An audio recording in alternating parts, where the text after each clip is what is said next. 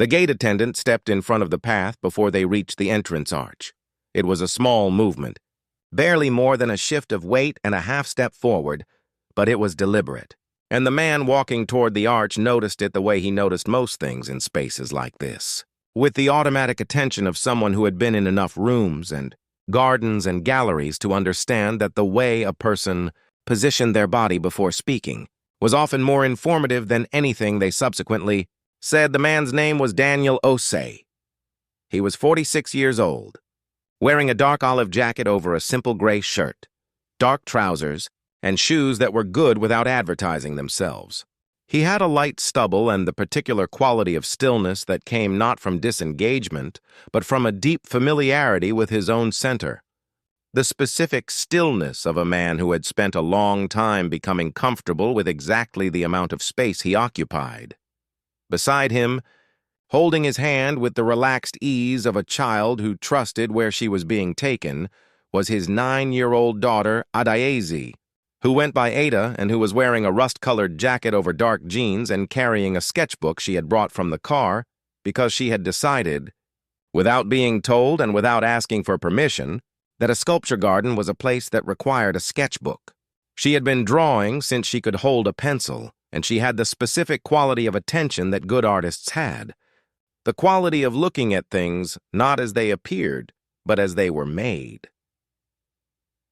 The Callaway Sculpture Garden occupied 4 acres on the northern edge of the city's Park District, a private garden that was open to members and invited guests on Saturdays and Sundays between April and October. It had been established 11 years ago as a permanent home for large-scale outdoor sculpture, and it currently housed 37 pieces by 22 artists from 14 countries, all of it acquired over the course of a decade through a foundation called the Osei Arts Trust. The gate attendant did not know this. She had been in her position for 7 months, and her knowledge of the garden's history was functional rather than deep. She knew the access protocols and the event calendar and the names of the permanent staff she worked alongside. She knew that today was a members-only Saturday, and that the guest list was the document in her hand, and that her job was to match arrivals to entries. Her name was Brooke, and she was 23 years old. And she was doing her job with the conscientious attention of someone who took protocols seriously. She said, "Good morning. Are you members or guests of a member today?" Daniel said, "We're visiting independently." "My name is Daniel Osei." Brooke looked at her list. She looked at it with the focused attention of someone who expected to find a name and was giving it the proper time. Then she looked up. "I'm not seeing that name on today's guest list," she said. "The garden is members only on Saturdays. Do you have a membership card?" Daniel said, "I don't carry a membership card. I'm the founding trustee of the Osei Arts Trust. This garden operates under the Trust's endowment." Brooke looked at him. Something moved through her expression, not quite uncertainty and not quite discomfort, but the specific quality of a person whose internal category system has been handed something that doesn't fit cleanly into any of its existing containers. She said, "I'm not familiar with that in the context of our access protocols. Our records show members, approved guests, and staff. Do you appear under any of those categories?" Daniel said, "Under the founding trustee category, which predates the access protocols you're working from." He kept his voice even, the way he kept his voice even in most situations, not because the evenness was performed, but because he had spent a long time developing it as his actual default. "Could you call your site manager?" Brooke said, "Of course." She stepped to one side and made a call on her phone. She spoke in a low voice and listened, and spoke again and listened longer, and her expression during the listening moved through a sequence that was visible even at the distance she had created between herself and Daniel. Ada had been looking at the entrance arch while this was happening. The arch was one of the permanent pieces, a large-scale steelwork by a sculptor named Vera Kusuma that curved over the path in a shape that was not quite a circle and not quite an oval, but something between the two. A form that moved when you moved through it because of the way the light caught the steel differently at each angle of approach. Ada was looking at it with her sketchbook open in her hands, not drawing yet, just looking, with the specific quality of looking that preceded drawing when she was serious about a subject. She said to Daniel, "Without looking away from the arch, did Vera Kusuma make this?" Daniel said, "Yes. How did you know?" She said, I've seen photographs of her other work. She makes things that look like they're moving even when they're still. She turned her head slightly to change her angle on the arch. See how the curve changes when you move? The light does different things on different parts of it. Daniel said, that's what she calls activated geometry. She designs the piece for multiple viewing positions rather than one. Ada wrote something in the margin of her sketchbook. She said, I want to draw it from 3 angles. He said, you'll have the chance. She said, are we going in? He said, yes. She went back to looking at the arch. The site manager arrived 8 minutes later. His name was Patrick, and he had been managing the Callaway Garden for 4 years, and he had the specific quality of someone who knew a place deeply and took genuine care of it. He came through the entrance arch from the inside with the composed stride of someone who had been briefed and understood what he was walking into. He saw Daniel and stopped. Not dramatically, not with any external display, just with the small cessation of motion that happened when a person encountered something they had not expected and needed a half-second to integrate the reality with the expectation.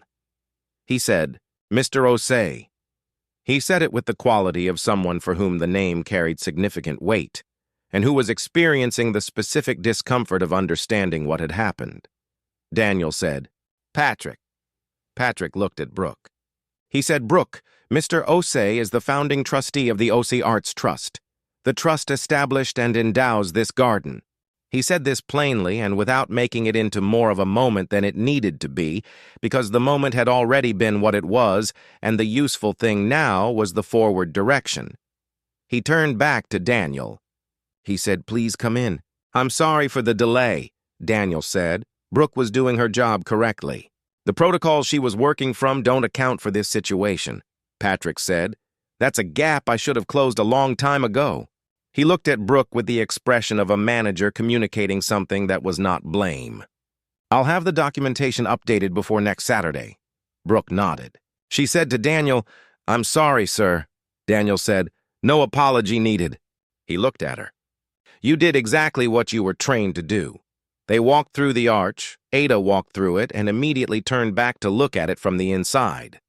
She said, it's completely different from this side, Daniel said.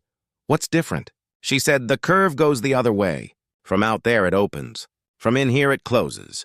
She looked at it from 3 steps inside, then from 5 steps, then from 10, tracking the change. It's like it's 2 different pieces depending on which direction you're facing. Patrick had walked through with them and was standing a few feet away. He said to Ada, that's exactly what Vera said about it when she installed it. She said she wanted it to be an arrival and a departure at the same time. Ada looked at the arch. She said, that's hard to do, Patrick said. She said it took her longer than any other piece she'd made. Ada opened her sketchbook and began to draw. Daniel stood beside his daughter and watched her start the first of the 3 drawings she had planned and looked at the garden beyond them. He had not been here in 6 months.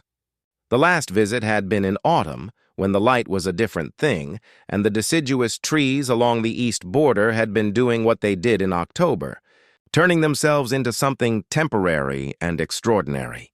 Now it was late spring and the garden was in a different register entirely. Fuller and greener, and the sculptures standing in a different relationship to their surroundings than they did in the stripped-back months. He had funded every piece in this garden. Not personally in the sense of writing checks from his personal account, but through the trust, which he had established 15 years ago with the specific purpose of doing 2 things simultaneously. The first was acquiring and preserving work by artists whose practice deserved a permanent home and an audience. The second was making that home accessible to the public, or as close to public as the maintenance requirements of outdoor sculpture allowed, which was why the garden was open every Saturday and Sunday from April to October rather than operating as a fully private collection. He had built it this way on purpose. He had spent a long time building things on purpose. Daniel had grown up in a family that went to museums. Not the large civic museums with their permanent collections and their weekend crowds, but the smaller ones, the institutions that operated on the margins of the art world's attention and that housed work that did not appear in the standard narratives of art history. His father had taken him to everyone he could find within driving distance, and Daniel had spent his childhood in rooms where things had been made by people who were not always in the canon and who had made extraordinary work regardless of that. And he had arrived at adulthood with two convictions that had never changed. The first was that work of genuine quality existed well outside the places that were officially designated to recognize it. The second was that the experience of being in the presence of great work was one of the most important things a person could have, and that the access to that experience should not depend on knowing the right people or belonging to the right institutions. The Osei Arts Trust was his attempt to act on both convictions at the same time, and the Callaway Garden was the most complete expression of that attempt. 4 acres where the work was permanent and the access was as open as the practical constraints allowed, and the sculptures were big enough that a 9-year-old with a sketchbook could stand in front of them and understand something real about what it meant to make something. Ada had finished her first drawing of the arch. She showed it to him. She had captured the curve from the outside angle, the opening quality of it, and she had done it in a single continuous line that moved across the page with the specific confidence of someone who had drawn enough to know when the hand should move without the mind interfering. He said, "That's very good." She said, "The second angle is harder. From inside it closes and the line wants to go in a different direction." He said, "What does that mean for how you draw it?" She said, "I have to decide whether I'm drawing what I see or what the piece is doing. They're different things." Daniel looked at his daughter. He said, "What's the difference?" She said, "What I see is the curve as it appears from this position. What the piece is doing is making me feel like I'm leaving even though I just arrived." She thought about it. "If I draw what I see, I get a shape. If I draw what it's doing, I get something closer to the truth of it." Daniel said, "Which are you going to draw?" She said, "Both. Then I'll see which one is more honest." He said, "Good answer." She went to find the second angle. He walked with her. They moved through the garden at Ada's pace, which was the pace of someone who had decided that each piece deserved the time it required and that moving faster was a form of disrespect to both the work and yourself. Daniel walked beside her and said things when she asked questions and said nothing when she didn't, which was most of the time, because Ada processed best in silence, and he had learned early that the most useful thing he could do while she was looking was be present without interrupting. The fourth piece they reached was a large bronze by a sculptor named James Kweku, a vertical form approximately 4 meters high that appeared from a distance to be entirely abstract but revealed. As you approached, a sequence of human figures embedded in its surface, compressed and partial, visible only at close range and from specific angles. Ada saw the figures at about 3 meters of distance and stopped walking. She said, "There are people in it," Daniel said. "Yes," she said. "You can't see them from far away," he said. "That was deliberate." She said, "Why?"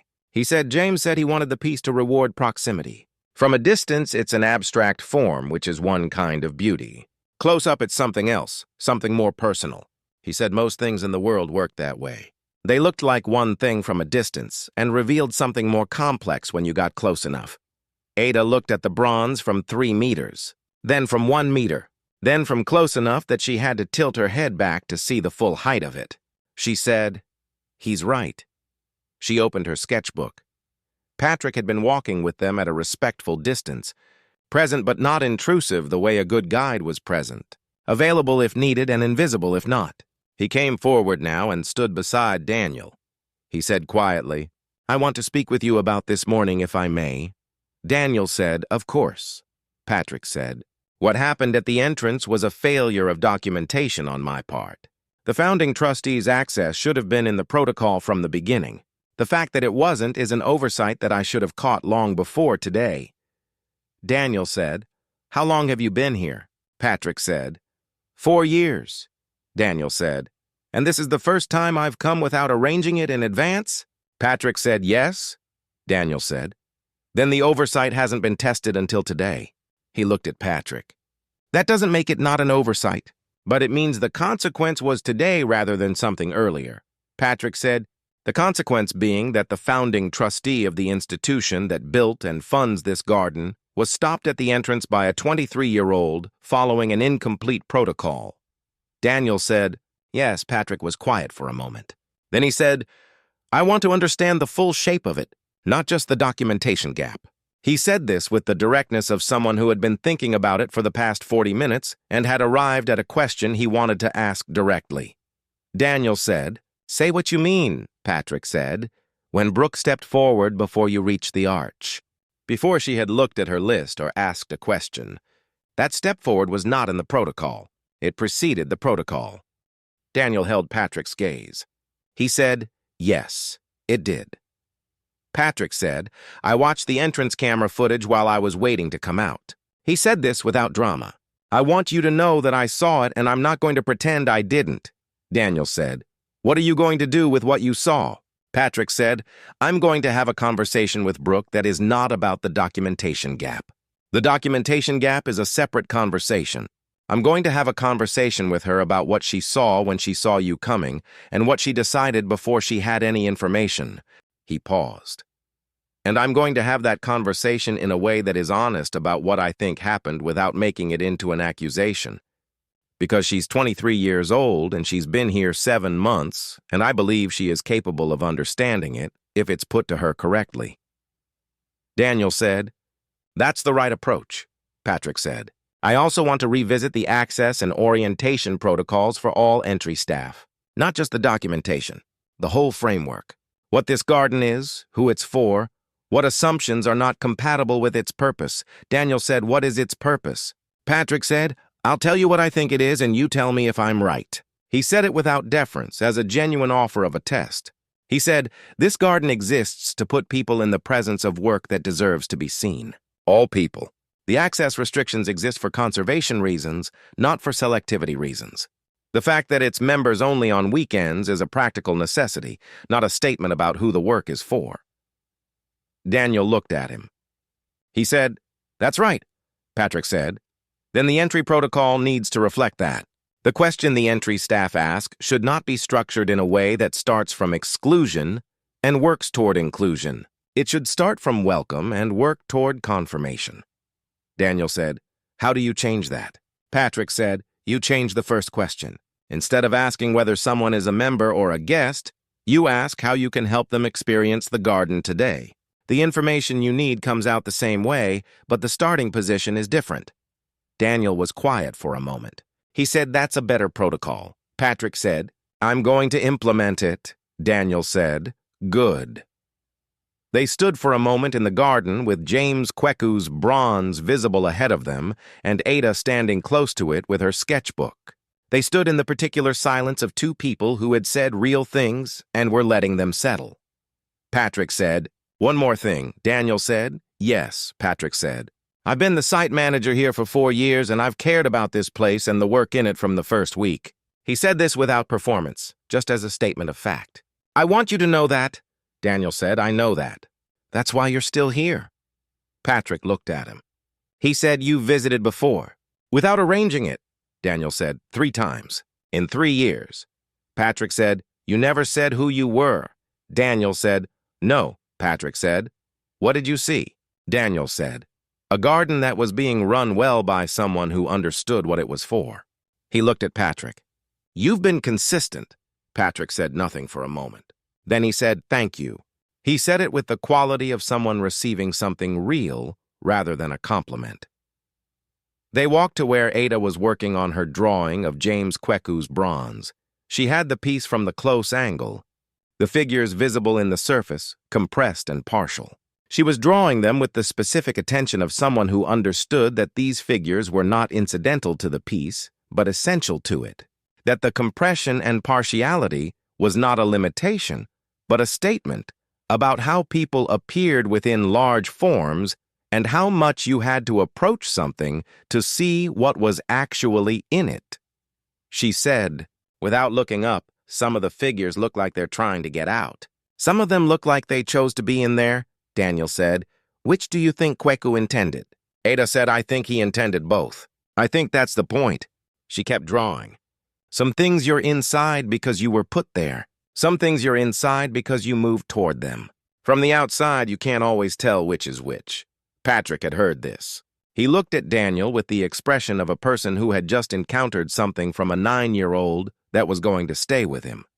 Daniel said, quietly, "She thinks about things." Patrick said, "I can see that."